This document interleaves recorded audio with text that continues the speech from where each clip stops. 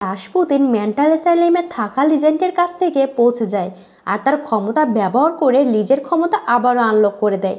ফলে সে লিজ এতটাই আগুন উৎপন্ন হয়ে যায় যে ওই হাসপাতাল আগুন পুরোপুরি ধ্বংস হয়ে যায়। আর এখানে আপনাদের মনে প্রশ্ন আসবে, রাসপুতিন এসব কেন করছে? আসলে সে চায় হেলবয়কে নিজের কাছে পেতে, যাতে তার বহুদিনের স্বপ্ন পূরণ করতে পারে, যেটা আমরা মুভির একদম লাস্ট পর্যন্ত গিয়ে দেখতে পাবো। আর পরের দিন হাসপাতালে এই খবরটি পেয়ে মিয়াস লিজের কাছ থেকে কথা বলে আর সেখানে ফেরানোর সিদ্ধান্ত নেয়, কিন্তু হেলবয় তাকে জানায় এটা কোনোভাবেই সম্ভব না, সে এখানে কিছুতেই ফিরবে না। আর পরে দেখা যায় হেলবয় কিছু লোক নিয়ে ওই ট্যানেলে ডিম খোঁজার জন্য সেখানে যায়। আর হেলবয় হঠাৎ করে ক্লোরিনকে দেখতে পায় আর তার পিছু নিতে শুরু করে। আর ওই রকম কিছু অদ্ভুত জন্তু বেশ কিছু এজেন্টকে হত্যা করে এবং স্যাপিয়েনকেও গুরুতরভাবে আহত করে। যদিও শেষ পর্যন্ত ক্লোনি চালাকি করে আত্মহত্যার ভান করে হেলবয়ের কাছে ধরা দেয়। এবার কেন সে ধরা দিল সেটা আমরা আর কিছুক্ষণের মধ্যেই বুঝতে পারবো। এবার হেলবয় ফিরে যাওয়ার পর এই যে এজেন্টেরা মারা গেল, এই ঘটনার জন্য ম্যানিং মানে এখানকার হেডের তার উপর খুবই ক্ষুব্ধ হয়, কিন্তু হেলবয় তাকে জানিয়ে দেয় তার আর কিছুই করার ছিল না। এরপর হেলবয়কে জানাতে পারি মিয়াস লিজকে বুঝে শুনে এখানে ফিরিয়ে এনেছে, আর সেটা জানার পর সে আনন্দে আত্মহারা হয়ে যায়।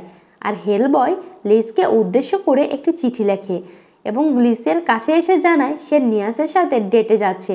আর এটা শুনে হেলবয় রাগান্বিত হয়ে যায়, কিন্তু তখনই সে তাকে কোনো প্রতিক্রিয়া না দেখিয়ে লুকিয়ে লুকিয়ে তাদের পিছু নিতে শুরু করে। আর এবার হেলবয় যখন সেন্টার থেকে বাইরে বেরিয়ে তাদের পিছু নিচ্ছে, ঠিক সেইটাতেই পিতা মিস্টার ব্রুম তখনই ময়নাতদন্ত শুরু করে। আর এখানে আমরা জানতে পারি যে তার বয়স প্রায় 100 বছরেরও বেশি এবং তার শরীর খারাপভাবে বিকৃত করা হয়েছে, আর বর্তমানে তাকে অন্য কেউ চালনা করে। আর এবার এইসব কিছু দেখেই প্রফেসর যখন তার সম্বন্ধে আরও কিছু জানার চেষ্টায় সেই স্থান ছেড়ে চলে যায়, তখন তার হার্ট রিসেট করে রাসপুতিনকে সেখানে প্রবেশের ব্যবস্থা করে। ফলে রাসপুতিন প্রফেসরের মুখোমুখি হয়ে তাকে হেলবয়ের আসল পরিচয় জানায়। আর তখন ব্রুম তার উত্তরে জানায় সেই হেলবয়কে তার পুত্র হিসেবে দেখে এর থেকে বেশি আর কিছুই ভাবতে চায় না। আর ফলে এখানে রাসপুতিন ভ্রূণকে ভবিষ্যতের একটি ভীষণ দেখায়, যেখানে আমরা দেখতে পাই যে হেলবয়ের কারণে এই বাইরের দুনিয়ায় ভয়ঙ্কর দানব অভিজাত পৃথিবীতে প্রবেশ করেছে। মানে হেলবয় হলো রাসপুতিনের চাবিকাঠি এটি। এরপর আর কথা না বাড়িয়ে রাসপুতিনের কথা অনুযায়ী গবেষণাকে সেখানে হত্যা করে দেওয়া হয়। জানার পরে হেলবয়ের মাথায় একদম আগুন জ্বলে ওঠে, এমনকি সে বেশ কয়েকদিন ধরে সকলের সাথে কথা বলা বন্ধ করে দেয়। পরবর্তীতে দেখা যায় এই সেন্টারের হেড ঘোষণা করে তিনি একটি ডিম নিয়ে রাসপুতিনের উদ্দেশ্যে রওনা দিবে। তার কারণ হচ্ছে গোপন তথ্য অনুযায়ী জানতে পেরেছে রাসপুতিন বর্তমানে তৈরি হচ্ছে তার প্ল্যান সফল করার জন্য। ফলে প্ল্যান অনুযায়ী হেলবয় লিজমিয়ার সহ একটি টিম নিয়ে রাশিয়ার একটি বিশেষ স্থানে উপস্থিত হয়। কিন্তু রাসপুতিন খোঁজ পাওয়ার পরে হেলবয়কে সেখানে একটি মৃতদেহকে জাদুর মাধ্যমে জীবন্তিত করে তোলে, আর তার সাহায্য নিয়ে তারা একটি গোপন স্থানে প্রবেশ করে। কিন্তু দুর্ভাগ্যবশত এমন বিপদের মধ্যে যে কিছু টিম মেম্বার নিমেষেই শেষ হয়ে যাবে, এমনকি তারা দুটি দলে বিভক্ত হয়ে যায় এবং লিজ ও মিয়ার এইদিকে হেলবয়, অন্যদিকে কিছুক্ষণের মধ্যেই হেলবয় ও ম্যানিকুইনের সম্মুখীন হয়। ফলে হেলবয় তার বাবার মৃত্যুর প্রতিশোধ নেওয়ার জন্য নির্মমভাবে হত্যা করে। আর অন্যদিকে লিজ ও মিয়ার একটি স্থানে প্রবেশ করে, সেখানে তারা ওই অদ্ভুত জন্তুটিকে গুলিসহ তাদের প্রচুর পরিমাণে ডিম দেখতে পায়। ফলে তখনই তারা বুঝতে পারে তাদের পক্ষে এই জন্তুগুলোকে হারানো কিছুতেই সম্ভব না। আর তখনই হেলবয় তাদেরকে সাহায্য করতে চায়, আর তাদের চিৎকার শুনে নিমিষের মধ্যে সেই স্থানে উপস্থিত হয়। কিন্তু এখানে ওই জন্তুগুলোর সংখ্যা এতটাই বেশি ছিল যে তাদের সাথে হেলবয় কিছুতেই পেরে উঠতে পারছিল না।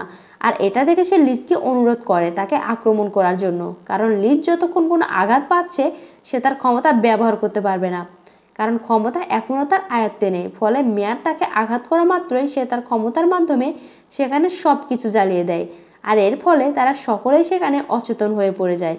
আর এই সুযোগেই রাসপুতিন এবং আয়েশা হেলবয় এবং তার বন্ধুদেরকে বন্দি করে ফেলে।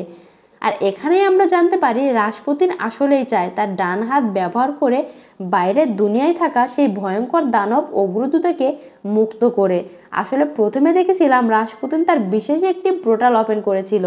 হেলবয়ের ডান হাত ঠিক এই ডিভাইসের মতোই, মানে বাহিরের জগৎ থেকে হেলবয়কে এখানে প্রবেশ করেছে যাতে তার সাহায্য আবারও সেই পোর্টাল ওপেন করা যায়। আর রাসপুতিন এখন সেটাই চাইছে, কিন্তু হেলবয় প্রথমে তার এই প্রস্তাব প্রত্যাখ্যান করে। ফলে রাসপুতিন প্ল্যান মাফিক লিজকে মেরে ফেলার হুমকি দিয়ে হেলবয়কে এই কাজ করতে বাধ্য করে, মানে তার ডান হাতের মাধ্যমে ওই পোর্টাল পুনরায় ওপেন করে।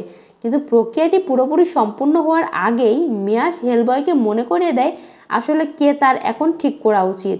এমনকি তার বাবার ব্যবহার করা একটি মালা তার দিকে ছুঁড়ে দেয়, যেটা তার হাতে লাগা মাত্রই তার কাজ হয়।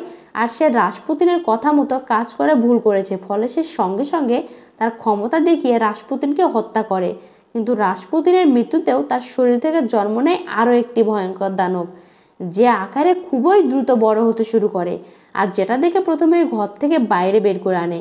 আর তারপর মিয়াসের কাছে থাকা একগুচ্ছ বোম নিয়ে আবারও ফিরে যায় ওই দানবের সাথে লড়াই করতে। আর সেখানে ওই দানবের মাঝেই হেলবয়কে পুরোপুরি গিলে ফেলে। কিন্তু ঠিক ওই সময় হেলবয়ের কাছে একটি বোমগুলো ব্লাস্ট করিয়ে দেয়, ফলে দানব নিমিষেই শেষ হয়ে যায়। আর পরবর্তীতে দেখা যায় হেলবয় তার প্রিয় মানুষ মানে লিজের কাছে ফিরে এসে তার কানের কাছে নতজানু হয়ে কিছু প্রার্থনা করে। ফলে দেখা যায় লিজ পুনরায় জীবিত হয়ে ওঠে এবং অ্যাট লাস্ট তারা দুজন একত্রিত হয়। আর মুভিটি এখানেই সমাপ্তিত হয়। আর যদি ভিডিওটি ভালো লাগে অবশ্যই চ্যানেলটিকে সাবস্ক্রাইব করে বেল আইকনটি ক্লিক করে দিবেন। ধন্যবাদ।